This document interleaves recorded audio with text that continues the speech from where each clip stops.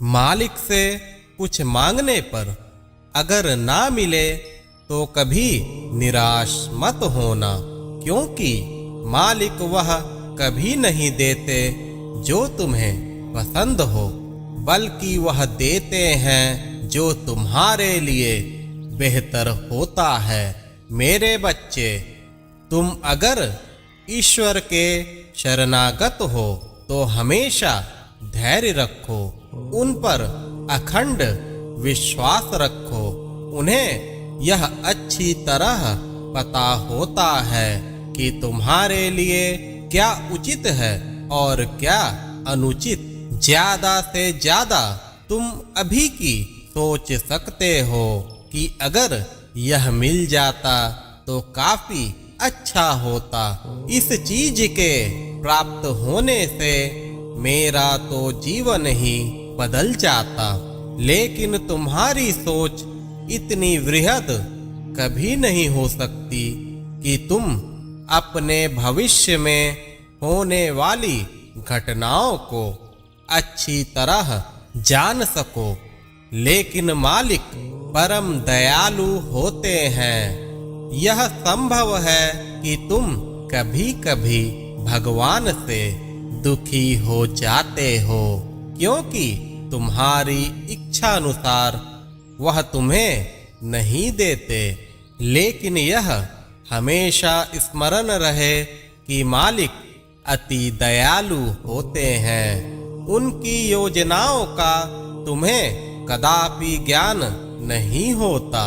वह सिर्फ इस जन्म के लिए नहीं बल्कि आने वाले कई जन्मों की रूपरेखा तैयार कर रहे होते हैं। आने वाला समय तुम्हारे लिए कैसे सुखदाई हो, वह इस पर कार्य करते हैं। आने वाली विपत्तियों से कैसे तुम्हें दूर रखना है, वह इनकी योजना बनाते हैं। मालिक का रूप काफी वृहद होता है। उनकी सच्ची परख इंसान के सोच से बाहर होती है।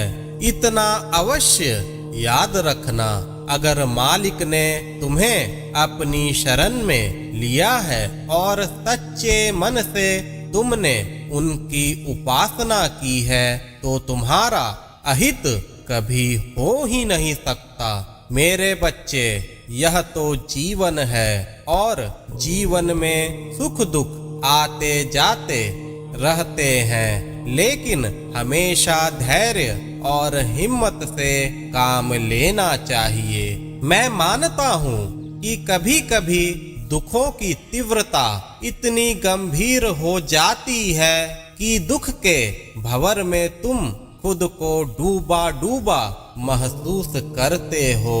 तुम्हें ऐसा एहसास होने लगता है कि अब कुछ भी बचा नहीं है।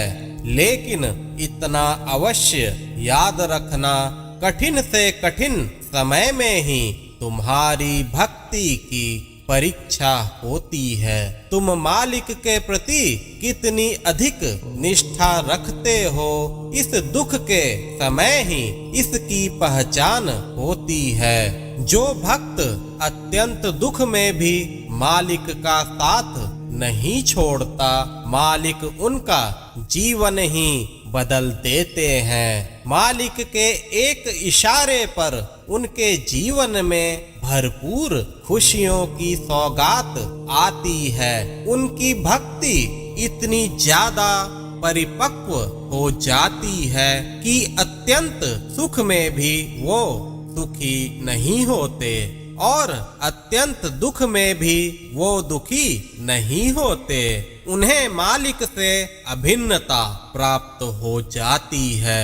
ऐसे भक्तों के मालिक भी दास बन जाते हैं। अपनी भक्ति को कभी भी कमजोर ना समझो। भक्ति में ऐसी शक्ति होती है जो तुम्हारे जन्मों जन्मों के कष्टों को समाप्त कर सकता है। श्रद्धा के साथ साथ हमेशा सबूरी बनाए रखो मेरे बच्चे। हमेशा खुश रहो। मेरा आशीर्वाद तुम्हारे साथ है।